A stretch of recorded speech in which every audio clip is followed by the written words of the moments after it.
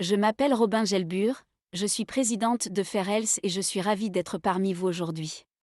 Au cours de cette présentation, nous allons examiner les découvertes publiées dans le dernier livre blanc de FairHealth sur les pathologies de la Covid-19. En insistant plus particulièrement sur les diagnostics les plus fréquents chez les patients guéris de la Covid-19. FairHealth est une association à but non lucratif nationale et indépendante dont la mission est de garantir la fidélité et l'intégrité des informations d'assurance maladie. Elle est ainsi née de la nécessité, au niveau national, d'une source normalisée de données complètes et fiables permettant aux acteurs du secteur de s'appuyer sur des informations de confiance. Pour répondre à cette demande, nous disposons du plus important répertoire de demandes de remboursement déposées auprès des assurances privées du pays et nous gérons ces données avec prudence. À ce jour, nous détenons plus de 34 milliards de déclarations déposées auprès d'assurances privées depuis 2002 et nous recevons 2 millions de nouveaux dossiers chaque année. Chaque mois, nous recevons généralement les données d'environ 16 organismes payeurs nationaux et régionaux, et administrateurs tiers. Elles concernent des régimes auto-assurés et des couvertures complètes. Au vu de la variété des données recueillies, et parce que nous sommes indépendants, de nombreuses agences fédérales sollicitent les services de FairHealth pour divers programmes et initiatives. Par exemple, nous fournissons des données au Bureau of Labor Statistics américain pour contribuer au calcul des indices médicaux mensuels. En tant que source approuvée de la MedPAC, Medicare Payment Advisory Commission, nous les aidons à rédiger leur rapport pour le Congrès, afin de montrer les variations entre les programmes commerciaux et le programme Medicare. Outre notre travail avec de nombreuses agences et autorités fédérales, nous apportons notre aide objective aux États, en fournissant des bancs d'essai, statuts et réglementations officielles, et en leur transmettant des analyses très instructives sur leur système de santé. Nos données sont ainsi à la base des politiques publiques et des interventions de santé publique. Les centres de services Medicare et Medicaid utilisent les résultats d'une étude distincte sur la Covid-19 menée par FairHealth, afin d'orienter les protocoles de vaccination des établissements de soins de longue et moyenne durée accueillant les personnes présentant un handicap mental. Concentrons-nous à présent sur les données présentées dans notre dernier livre blanc sur les pathologies post-Covid. Nous avons recueilli un ensemble de données longitudinales pour identifier tous les patients ayant eu un diagnostic de Covid-19 entre février 2020 et février 2021. En février et mars 2020, il n'y avait pas encore de code diagnostic officiel établi aux États-Unis pour la Covid. Nous utilisions donc le code B97.29, qui était utilisé à cette période pour la Covid-19 par les centres de contrôle et de prévention des maladies. Dès avril 2020, les patients sont identifiés par le code diagnostic U07.1 de la Covid-19. Environ 2,3 millions de patients ont été initialement identifiés grâce à cette méthodologie et chaque patient s'est vu attribuer une date de diagnostic initial pour la Covid-19, laquelle correspondait à la première date à laquelle la maladie était diagnostiquée. Nous avons alors évalué les antécédents de chaque patient pour définir leur comorbidité conformément aux dénominations de la United States Medicare Chronic Condition Warehouse. Une fois les comorbidités établies, nous avons exclu tous les patients dont les pathologies pouvaient perturber l'analyse post-Covid. Ces pathologies incluaient le cancer, l'insuffisance rénale chronique, la BPCO, la mucoviscidose, l'hépatite virale, le VIH et le sida, les hépatopathies, les anomalies congénitales du système nerveux, et les AVC. Après exclusion de ces personnes, 1,96 million de patients demeuraient dans une étude de cohorte. Une fois la cohorte établie, nous avons affecté chaque patient à l'une des 4 catégories. Dans le cadre de cette présentation, nous ne parlerons que de 3 d'entre elles. Nous avons retiré la 4e, caractérisée par la perte du goût et de l'odorat, parce que notre étude n'incluait pas de post-Covid avec des pathologies correspondant à cette catégorie. Aujourd'hui, nous allons nous concentrer sur ces individus et sur les catégories qui présentaient une nouvelle pathologie post-Covid après le diagnostic. Les patients hospitalisés sont les patients admis à l'hôpital avec un diagnostic de Covid-19. Ces patients incluaient ceux qui étaient admis en réanimation, ainsi que les patients hospitalisés dans un autre service que celui de réanimation. Les patients symptomatiques étaient les patients non hospitalisés, mais qui présentaient des symptômes aux environs de la date de diagnostic initial assimilables à ceux de la Covid, comme une sinusite ou une toux. Les patients asymptomatiques étaient les patients ne répondant à aucun des critères des autres catégories.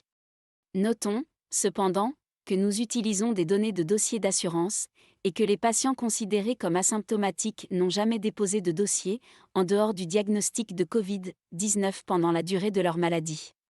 Ils pourraient avoir eu des symptômes sans pour autant avoir contacté leur médecin à ce sujet, et nous ne les avons donc pas recensés avec des symptômes. Chacun de ces patients a été évalué pour rechercher 38 pathologies identifiées, après examen de la littérature, ainsi qu'une analyse des données, au moins 30 jours après leur date de diagnostic initial de la Covid. Nous avons aussi exclu les patients présentant l'une de ces pathologies 30 jours ou plus avant la date de diagnostic initial de la Covid-19. Par exemple, un patient avec un diagnostic de malaise et fatigue le 31 décembre 2019, un diagnostic de Covid le 20 février 2020, puis un autre diagnostic de malaise et fatigue en juin 2020 ne serait pas inclus dans la cohorte malaise et fatigue post-Covid. L'objectif de notre étude observationnelle était de démontrer des corrélations entre informations descriptives et pathologies post-Covid chez les patients ayant contracté la Covid-19. Il est important de savoir que l'étude ne s'appuie que sur les données de patients dotés d'une assurance privée et exclut donc les patients couverts par les programmes Medicare Fee-for-Service ou Medicaid. Notons, cependant, qu'elle inclut les dossiers Medicare Advantage, qui constituent une partie distincte au sein de notre base de données de dossiers de santé d'assurance privée. Puisque l'analyse constituait une étude observationnelle de ces patients atteints de Covid-19, nous n'avons pas utilisé de groupe témoin. Nous avons évalué les pathologies post-Covid en termes d'incidence et de prévalence. En outre, comme je l'ai dit, il s'agit de dossiers d'assurance maladie, et si le patient n'a pas déclaré ses symptômes, il était considéré comme asymptomatique. Vous le voyez ici, les patients de 19 à 29 ans étaient les plus associés au diagnostic de Covid-19 et représentaient 20,9% de la répartition totale. Les patients de 30 à 39 ans représentaient 18,9%, la tranche 50-59 ans représentait 18,7% et les 40-49 ans 18,3% du total. Les cas de Covid étaient équitablement répartis entre les sexes, les hommes représentaient 47% du total, contre 53% pour les femmes.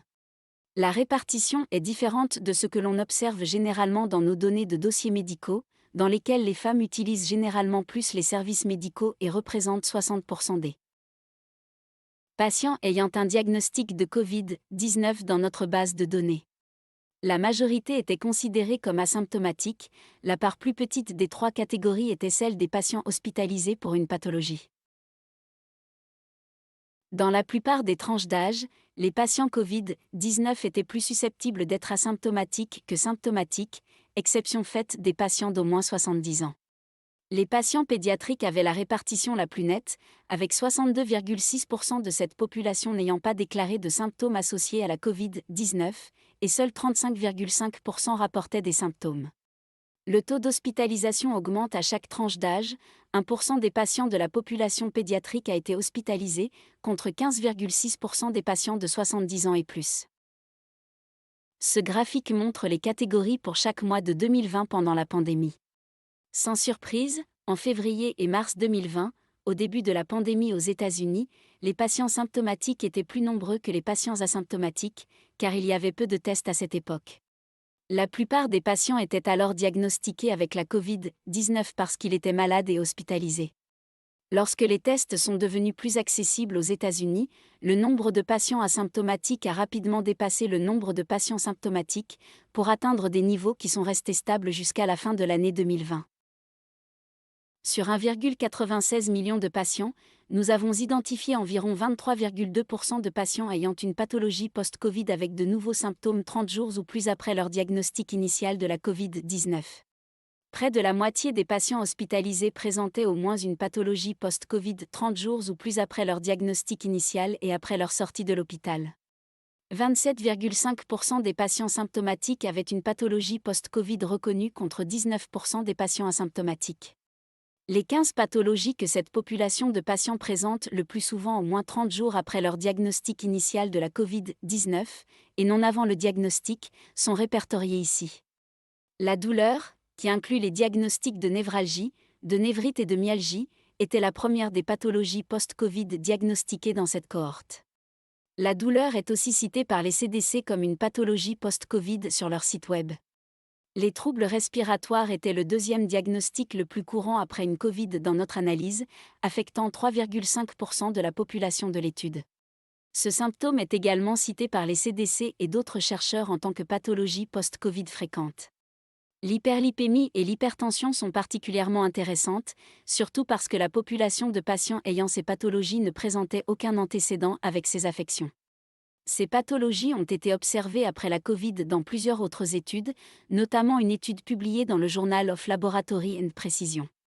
Dans cette étude, les chercheurs ont découvert que le cholestérol total était significativement plus élevé après la Covid-19. L'hypertension est aussi corrélée à la population post-Covid et aux patients sans antécédent de cette affection, dans des études de l'American College of Cardiology et de l'American Heart Association. Le malaise et la fatigue, fréquemment rapportés dans la littérature comme des pathologies post-Covid, constituent le quatrième symptôme le plus fréquent de notre analyse.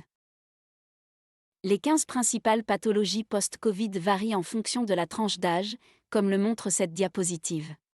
La douleur reste le symptôme post-Covid le plus souvent signalé dans toutes les tranches d'âge. L'anxiété est la deuxième pathologie la plus fréquente chez les individus de 19 à 29 ans. Alors qu'elle représente le quatrième symptôme chez les patients pédiatriques et les patients de 30 à 39 ans. Les troubles intestinaux sont le troisième symptôme le plus fréquent chez les patients pédiatriques, mais le 11e chez les patients de 40 à 49 ans. Parmi les pathologies post-Covid évaluées, la plupart étaient associées à des femmes plutôt qu'à des hommes.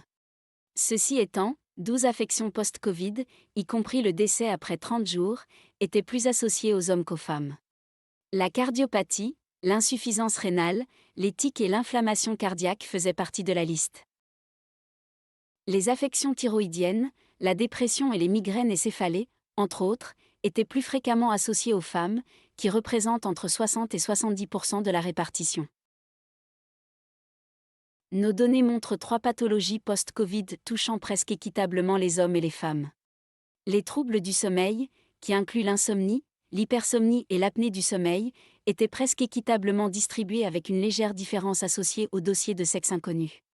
Les anomalies organiques, qui incluent les bilans hépatiques, les résultats de tests cardiaques et les bilans rénaux anormaux, étaient presque équitablement répartis entre les hommes et les femmes.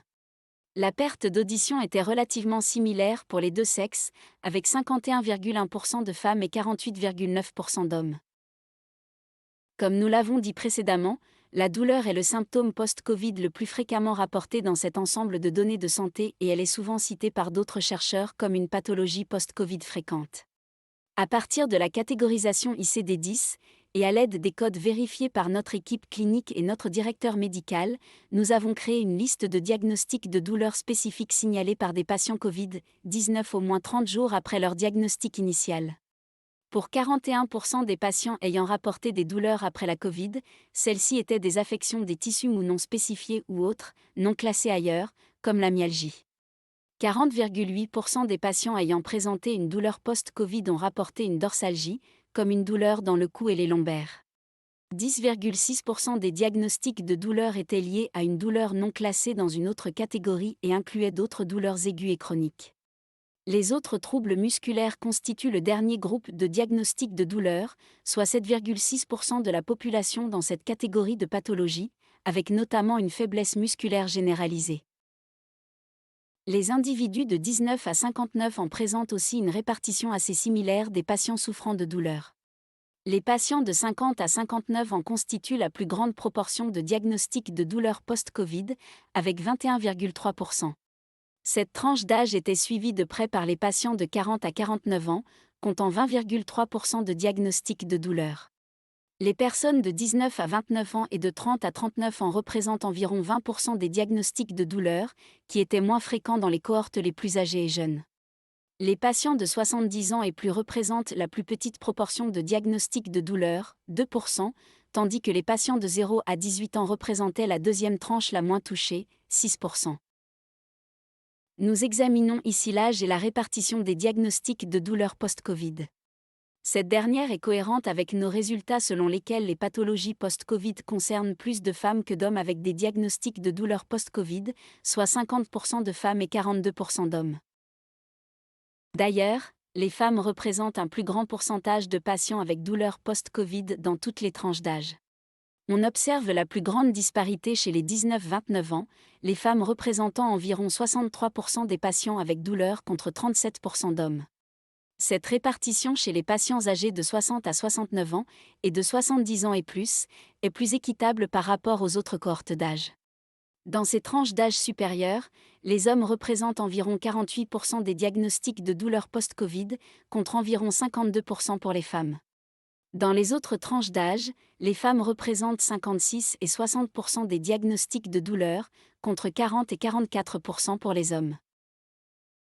Au regard de la répartition par tranche d'âge de ces diagnostics de douleurs spécifiques, la myalgie, la névralgie et le syndrome de douleur chronique, ces trois pathologies sont les plus fréquentes chez les 50-59 ans. Mais elles présentent aussi des variations. Les patients de 50 à 59 ans qui souffrent de myalgie ou de douleurs musculaires généralisées après une Covid représentent 23% de la répartition, contre 21% pour les 40-49 ans. Les patients de 30 à 39 ans et de 19 à 29 ans représentent aussi une part considérable de la répartition par âge pour la myalgie, les premiers comptant pour 19% et les derniers pour 12%. Les individus de 50 à 59 ans souffrant de névralgie, de névrite et d'inflammation nerveuse non spécifiée ou spécifiée représentent 25% de la répartition, suivis de près par les 40-49 ans, 24%. Les 60-69 ans composent le dernier groupe le plus important, avec 19% de la répartition pour la névralgie. Les 50-59 ans représentent une proportion considérable des patients avec le syndrome de douleur chronique, soit 32% de la population. Le syndrome de douleur chronique, qui désigne des douleurs qui durent des semaines, voire des années, est aussi la seule pathologie dans laquelle les 40-49 ans ne représentent pas la deuxième proportion la plus importante, remplacée ici par les 60-69 ans, comptant pour 23% de la répartition. Ces pathologies rapportées sont plus souvent associées aux femmes qu'aux hommes. La myalgie est la plus largement associée à des femmes, avec 65%, suivie de près par la névralgie et la névrite non spécifiée qui concernent 64% des femmes. Le syndrome de douleur chronique est légèrement plus présent chez les hommes, les femmes représentant 59% de la répartition totale contre 41% pour les hommes. Examinons à présent quelques pathologies post-Covid. L'inflammation cardiaque en tant que pathologie post-Covid est assez notable en ce que la répartition par âge révèle que c'est la tranche d'âge 19-29 ans qui présente le plus souvent cette pathologie avec un taux de 25,4%. Parmi les troubles d'ordre mental évalués comme pathologie post-Covid, l'anxiété était associée au pourcentage le plus élevé de patients dans toutes les tranches d'âge. La dépression était la deuxième pathologie mentale la plus fréquente et la seule à concerner une proportion supérieure de patients dans la tranche des 60 ans et plus. Chez les 19-39 ans, l'anxiété et la dépression ont été citées dans d'autres recherches et sont incluses dans les pathologies post-Covid sur le site web des CDC. Dans la majeure partie des cas, les femmes ont plus de 2 fois plus de risques que les hommes de solliciter une aide thérapeutique pour des pathologies mentales post-Covid. Les tics sont répartis de manière plus équitable, avec 52% d'hommes soignés pour cette affection. Dans nos données, nous avons découvert que les patients qui étaient hospitalisés, puis quittaient l'hôpital, présentaient le pourcentage de décès le plus élevé 30 jours ou plus après leur diagnostic initial de la Covid-19. Les patients symptomatiques non hospitalisés présentaient le deuxième pourcentage de décès le plus élevé. Notons que, quelle que soit la tranche d'âge, les patients symptomatiques mais non hospitalisés présentent une occurrence plus élevée de décès 30 jours ou plus après le diagnostic initial que les patients asymptomatiques. Comme on le voit ici, les patients symptomatiques, mais non hospitalisés, présentent une occurrence plus élevée de décès 30 jours ou plus après le diagnostic initial que les patients asymptomatiques, et l'occurrence augmente à chaque tranche d'âge successive. Dans tous les cas, les hommes sont plus susceptibles que les femmes de mourir 30 jours ou plus après un diagnostic de Covid. Le taux de patients symptomatiques et hospitalisés qui sont décédés 30 jours ou plus après le diagnostic initial diffère assez peu entre les tranches d'âge et dans le nombre moyen de jours avant leur décès. Pour les patients de 19 à 39 ans qui n'étaient pas symptomatiques, le délai moyen entre le diagnostic initial et le décès était de 95,3 jours, tandis qu'il était de 92,5 jours pour la cohorte hospitalisée.